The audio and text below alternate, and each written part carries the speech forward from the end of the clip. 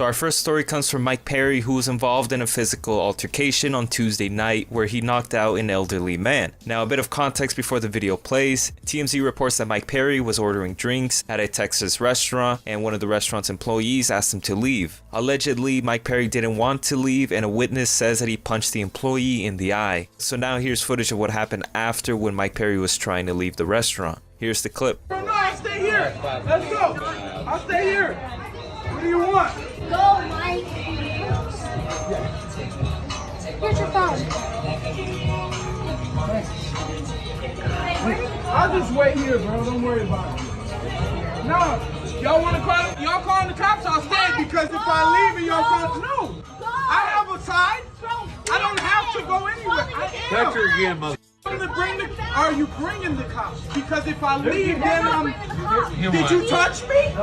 Oh, you didn't touch me? You were trying to calm him down, bro. You were hitting my He touched me. You were hitting my fucking car. So he touched me. He touched me. You can all lie to him if you want to. You hit him. Mike's right. You hit him, bro. You hit him. But y'all gonna tell the police that I fucking you gonna tell the police? I'm Yeah, not. I am gonna tell the Y'all knock your old ass out too. You do it, Yeah, let's you fat piece of shit.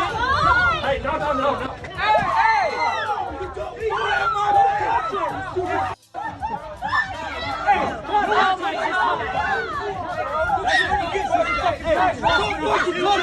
You wanna touch him too? Back up! Back the fuck up! Call the police! Please stop! Call the police! I ain't do shit! No! Y'all back up! Y'all back up! Please back up! I know! He shouldn't touch me!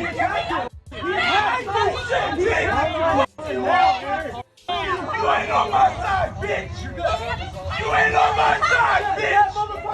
Y'all don't see shit how it is! Y'all don't wanna see. Mike Perry tweeted this after the video surfaced.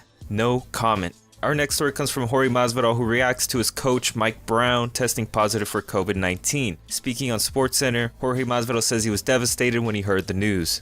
It sucked emotionally just because I want him there. When I get that belt, I needed this individual to be there because he's a huge part of my career. He's been there for such a long time. We've been friends for a long time as well. So it was just like, man, I took the air from all of us. Every single one of me and my cornermen were devastated by it. But thank God Mike has no symptoms, nothing, doesn't have any cold symptoms or sore throat or nothing. So he's great right now. Our next story comes from Colby Covington, who reacts to Usman versus Masvidal. Speaking to Mike Heck, Colby Covington says that Usman will ragdoll Jorge Masvidal and to bet the house on Usman winning. Jorge Masvidal is nothing more than a mediocre, middle-of-the-road dude who's a bum. No, he's just going out there to take a quick, L. He knows he's going to take the L, and he wants an easy fallback plan. Oh, guys, I only took it on 1 week's notice. No, you had the last 6 months to take it. So, I already know what the excuses are going to be this Saturday night. I don't feel any sympathy for him. He's going to get body bagged. The only way he doesn't get body bagged by Marty on Saturday night is if Marty comes down with the Rona. And let's just be honest. I know the dirty bitch that Marty is because, I know firsthand because he poked me in the eyes in my last fight. And I had an infected eye for the last week, that filthy animal.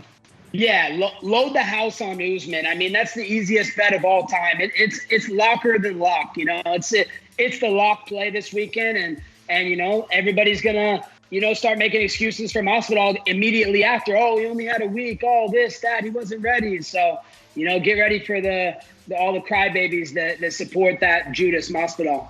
Our next story comes from Kamaru Usman, who explains what happened after Gilbert Burns tested positive. Speaking to Brett Okamoto, Usman says that he was told by the UFC that he could eat and go back home to Florida after the Burns fight fell through. Let's really touch on the sequence of events. I was here on Thursday in Las Vegas. Quarantine Thursday to Friday. We were supposed to take off on Friday. We found out it's a positive test. All right, no fight. You're done. We tried to reach out to Masvidal. He said no. We reached out to Covington. He said no. So no fight. All right, you can eat now. You're good. You can leave Vegas. Pack bags, get to the airport, fly out, connecting in Dallas, Texas, which happens to be home to my mom and dad. So while in Dallas, Texas, get a call, landing off the plane. Hey, so I think they're saying yes to the fight. Masvidal is going to step in. You have a fight. But I'm going home to Florida. But you got to fight now. all right, you know what? This is what champions do. I'm going to turn back around and I'm going to go out there now and do this all over again. So spend the night in Dallas. Bags get sent to Florida. Have someone pick him up and fly him back to Florida.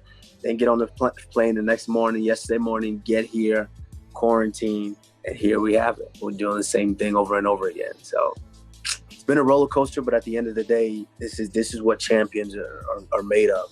You know, you can't always control a lot of the situations, a lot of the circumstances that happen on the outside, but on my part, what I can control is being prepared to go out and do my job, and that's the best that I can hope for. Our next story comes from Alexander Volkanovski, who talks about a potential Henry Cejudo fight. Speaking to BT Sport, Volkanovski says he's only interested in fighting #1 contenders instead of fighters like Henry Cejudo, who are going to be cutting the line. Man, look, it's now that we've got so, like, this is a stacked division.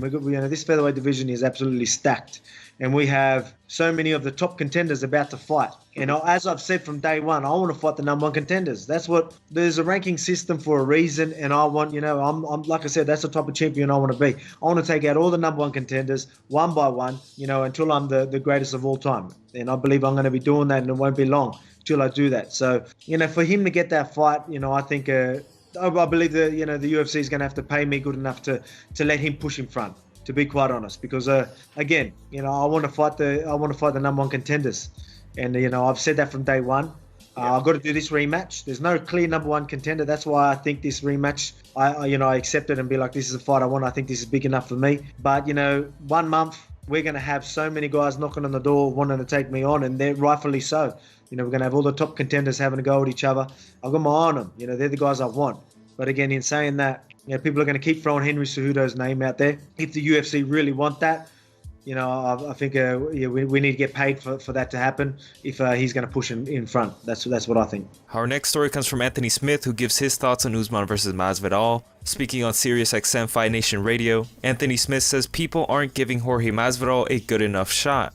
You're right. There is a bunch of different ways we can go with this. I'm happy he got his money. At least recently, people have Jorge Masvidal just burst onto the scene. But it's like our fans come in so quickly. A lot of them don't know kind of the Masvidal story. Like they didn't see the struggles at 55 or even before that, the road to get to even in the UFC, and the backyard brawls. And is Gilbert Burns the more deserving title challenger? Yeah, probably. But in terms of just what Masvidal's had to go through and what he had to do to change his style and his mindset and to get to this point, I think that he absolutely deserves it. And I think the fight is going to be more exciting. And I think people are not giving him a good enough shot. I think everyone just thinks that he's going to go in there and just get wrestled to death. And for whatever reason, I just don't see it like that. Like, I'm a big fan of Usman. I really like his game. But Colby Covington was able to touch him up for a lot of that fight. And I don't think for a second anyone in the world thinks that Colby Covington is a better striker than Masvidal. Mm-hmm. So I think he's going to go out there, he's going to let him fly. And I think that his takedown defense is better than people give him credit for. I think sometimes we don't give him enough credit for how technically sound he is. Let's not forget, how long did he have Damian Maia on his back? Yeah. And Damian couldn't finish him. He's good everywhere. And I just keep going back to that Colby Covington fight. I just did not expect Colby Covington to be able to get to Kamaru Usman that many times and that often. Part of me just thinks, if Colby can do it, I don't have any doubt in my mind Masvidal can do it. Now, can he stay upright long enough to make it effective for a long period of time? That's what we got to look for, but I'm not cashing out on Masvidal yet. Our next story comes from Gilbert Burns, who recaps the events leading up to his positive test. Speaking to Brett Okamoto, Gilbert Burns says since there was nothing he could do, he's happy that Usman can still fight on the card, and he's happy with the new main event.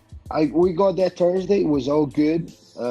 So we came down to the front desk in Vegas 4 p.m. We did the test.